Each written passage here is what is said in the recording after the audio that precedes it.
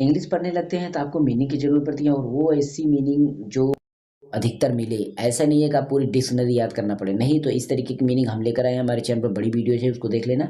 बाकी यहाँ पर मैं बता रहा हूँ, जैसे कि मूव, मूव माने हिलना होता है, गो माने जाना होता है, ईट मतलब होता है खाना, और वॉक का मतलब होता है टहलना, ड्रिंक का मतलब होता है पीना, और सी का मतलब होता है देखना, और लुक का मतलब होता है देखना।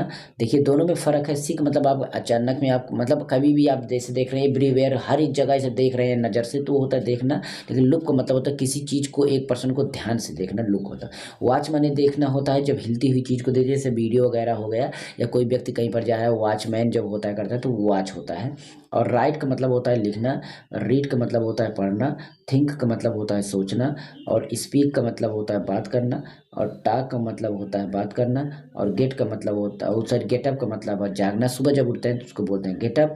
और इसी तरीके से आपका होता है स्टैंड, स्टैंड का मतलब होता है खड़े होना, और सिट का मतलब होता है बैठना, और कम का मतलब होता है आना, और लाभ का मतलब होता है हंसना।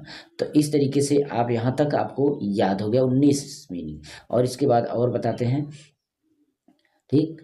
यहाँ पर है लर्न, लर्न का मतलब होता है सीखना, लर्न का मतलब सीखना, और आस्क, आस्क का मतलब पूछना, और से का मतलब कहना, से का मतलब कहना, ठीक। थोड़ा सा बड़ा कर देते हैं। और इसके बाद आपका है चीट, चीट का मतलब होता है धोखा देना, जब चीटिंग करते हैं धोखा देना। पुश का मतलब होता है धक्का देना, जब आप किसी को धक्का देते हैं, पुशअप करते हैं। पुल का मतलब होता है खींचना, जब आप किसी को खींचते हैं, कोई वस्तु खींचते हैं, कुछ भी खींचते हैं, उसे पुल करते हैं। प्ले का मतलब होता है खेलना, आप समझते ही हैं। गेम का मतलब खेल होता है, ये भी जानते हैं। होम का मतलब घर होता है, परंतु पर्सनल घर जो होता है उसको बोलते हैं होम। डीप यानी डैफ, जिसको बोलते डैफ माने बहरा, तो डम माने गूंगा। बी साइलेंट है, इसमें ध्यान दीजिएगा। डम का मतलब होता है गूंगा। लेम, लेम का मतलब होता है लंगड़ा, लेम का मतलब होता है लंगड़ा। और अलाइव का मतलब होता है जीवित, अगर आप जीवित हैं तो अलाइव हैं। स्टे का मतलब होता है ठहरना, कहीं पर गए हैं और रुक गए आप, तो वहाँ पर आप स्टे हो गए हैं, तो स्टे मतलब होता है ठहरना। फाइंड, फाइंड का मतलब होता है ढूंढना या पाना, ढूंढना या पाना, कोई चीज़ ढूंढ रहे हैं, कोई चीज़ ढूंढ रहे हैं और उसको पा गए तो फाइंड कर रहे हैं, यानी पाने के लिए।